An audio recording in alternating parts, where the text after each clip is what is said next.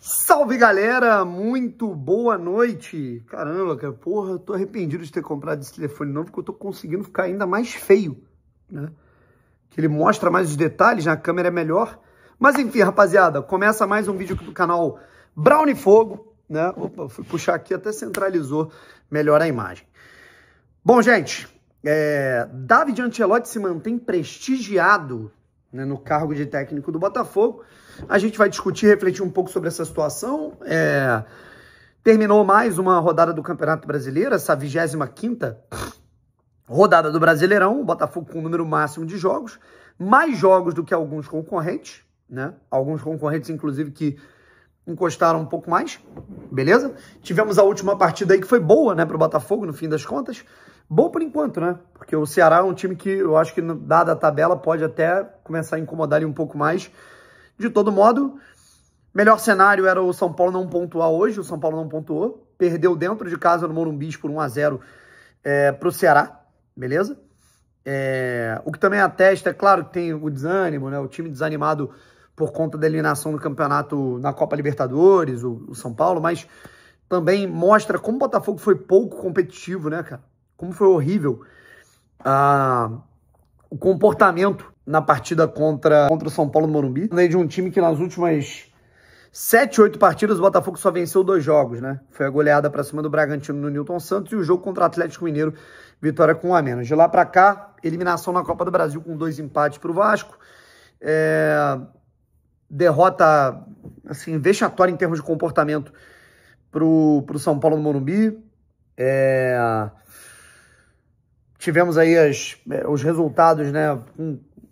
Assim, o vexame que foi a gente ter feito 3-0 e ter permitido o empate do Mirassol em 3-3, o empate com o Grêmio e agora, né, essa derrota para o Fluminense no Clássico, certo?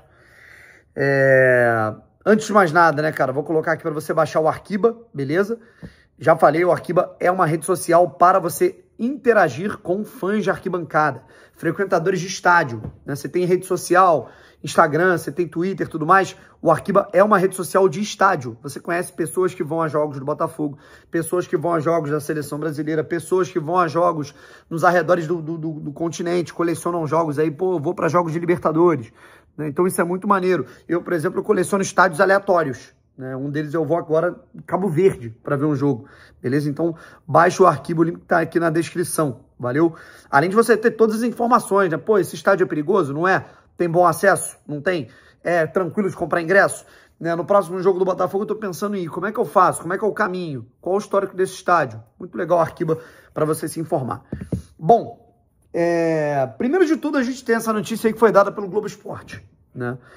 O trabalho do David é avaliado como honesto pela diretoria do Botafogo, pelo John Textor.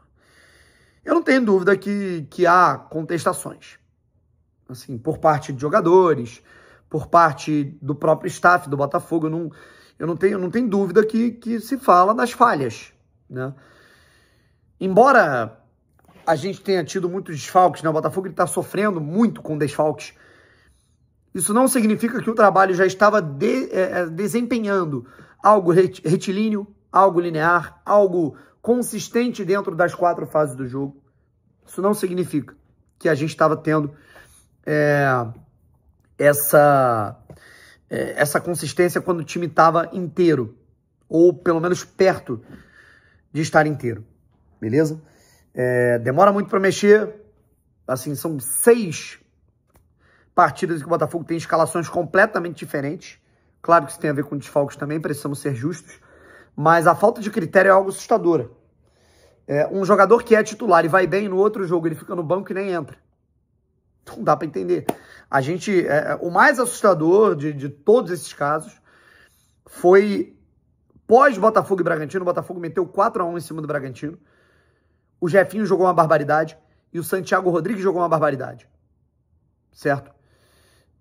Não, perdão. Foi no jogo anterior, né, em que a gente teve o Santiago Rodrigues bem e o Jefinho bem. Caramba, agora acho que foi contra o Juventude, né? Verdade, foi contra o Juventude. Contra o Vasco na Copa do Brasil, 4 dias depois, nem Jefinho e nem Santiago Rodrigues entram em campo.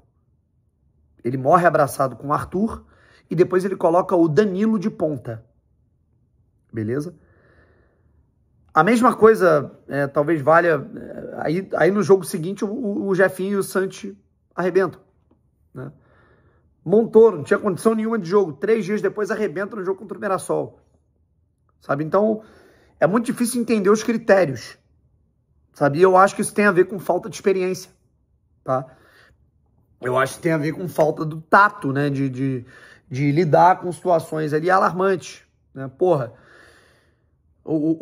a vida do Botafogo depende da Copa do Brasil. Como é que eu posso priorizar esse jogo independente da condição física de alguns jogadores? Né? Assim, a gente tem um clássico para jogar. O Zubeldia, por exemplo, sabia da importância dele vencer, dele quebrar um jejum de 3 anos nesse clássico.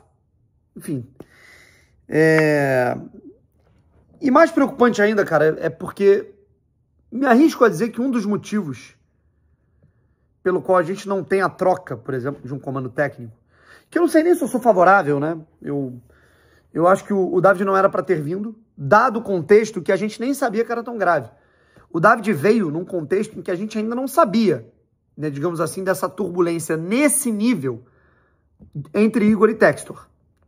De tudo que estava acontecendo, a ausência dos reforços que viriam, né, o colapso financeiro que pode estar por vir, né, o clima, como que o clima, o ambiente é mexido por isso, é óbvio, né? Então, honestamente falando, cara, se quem estava lá dentro sabia disso, como é que se contrata um treinador que não tem experiência nenhuma como técnico profissional, como técnico principal, sabe? Dito isso, vai sair ele, faltando 12 jogos, 13 jogos para o fim da temporada, quem é que vai entrar?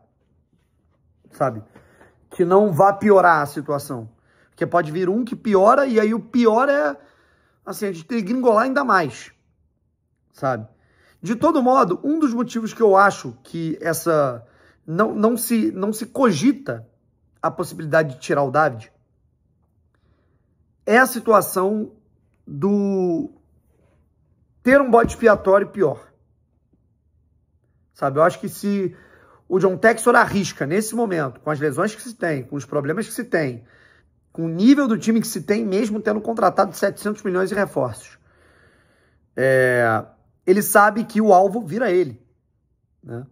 Ele sabe que o alvo vira ele em primeiro lugar. Então, eu acho que é cômodo também se manter o David nessa situação. Enfim.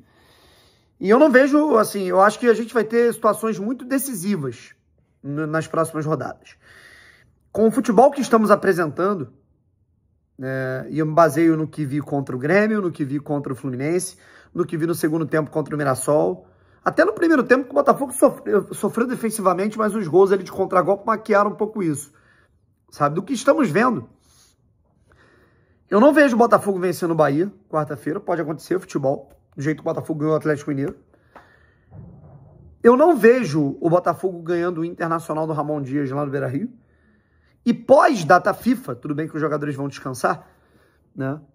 Eu também não vejo o Botafogo ganhando o Flamengo, líder do campeonato, num jogo que acontece ali entre os dias 15 e 16, no estádio Newton Santos, no Campeonato Brasileiro. Sabe? E aí o Botafogo tendo resultados negativos e complicados nessas partidas, pode acabar efetuando troca e pode acabar perdendo esse posto de, por enquanto, estar se classificando pelo menos para a pré-Libertadores. Sabe? Então, assim, me preocupa muito o que a gente vai ter nessa sequência contra um time que é concorrente direto, um é o líder do campeonato e o outro é uma boa equipe que tá mal, mas que tá tentando se recuperar com uma troca de treinador. Então, assim, me preocupa bastante. Volto a repetir. Longe de mim, né, as pessoas me veem na rua e falam, Brownie, mas ano que vem vai contratar, ano que vem a gente tem que ir para Libertadores, que aí dá para ser campeão de novo. A minha preocupação é muito maior, a minha preocupação é financeira. O Botafogo tem que ir para Libertadores por verba, porque tem que ir para a Copa do Brasil também por verba, porque a gente não sabe qual vai ser o futuro do Botafogo com esse imbróglio. Né? Competir e perder, irmão, é do jogo. É do jogo. Você comete erro. Quando a discussão ela tá no âmbito do erro, putz, tinha que ter escalado tal lateral, tinha que ter escalado tal ponta, tinha que ter contratado tal jogador. A gente se irrita, mas até vai. o que me dava calafrios era quando o assunto aqui era 2 meses de salário atrasado. Penhora, né? A gente tá devendo não sei quem. Os jogadores não treinaram porque, enfim, não tem condição nenhuma com o departamento médico, como a gente tinha em 2018, 2019, nessa época. E eu tenho muito receio da gente voltar a ter um pouco disso com toda essa situação que está acontecendo e o Botafogo ficar asfixiado. Não agora, mas daqui a um tempo. Então, assim, a minha preocupação ela é grande e eu tenho que ser realista aqui com vocês, tá certo? Bom, é isso. Um abraço e vamos ver o que nos aguarda para Botafogo e Bahia. Estarei no Newton Santos por lá. Fui!